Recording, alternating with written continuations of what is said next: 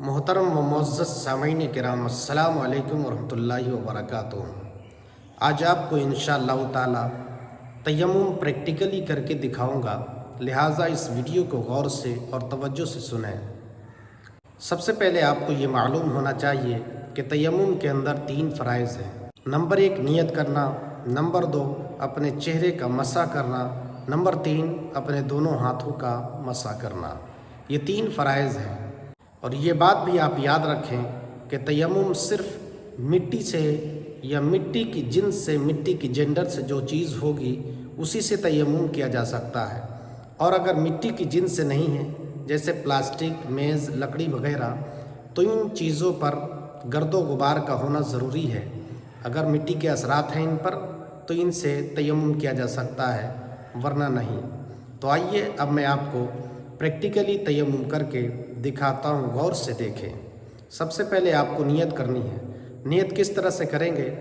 نیت کی میں نے طہارت کی، نماز کے جائز ہونے کے لیے، اس کے بعد بسم اللہ شریف پڑھ لیں اور اپنے ہاتھوں کو اس طرح سے دیوار پر یا مٹی پر رکھیں، آگے لے جائیں، تھوڑا سا پیچھے لائیں۔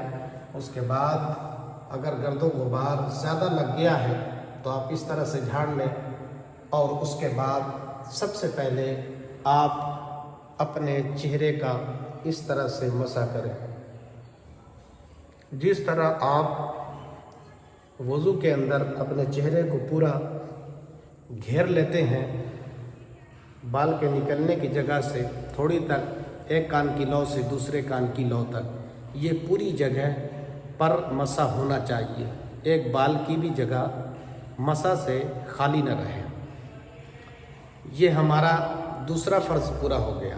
پہلا جب ہم نے نیت کی، اور دوسرا فرض جب ہم نے چہرے کا مسح کر لیا، تو یہ دوسرا ہمارا فرض پورا ہو گیا۔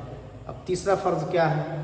اب پھر آپ اپنے ہاتھ کو اس طرح سے دیوار پر رکھیں، آگے لے جائیں، تھوڑا سا پیچھے لائیں۔ اس کے بعد اگر گرد و غبار ہے تو اس طرح سے جھاڑ لیں۔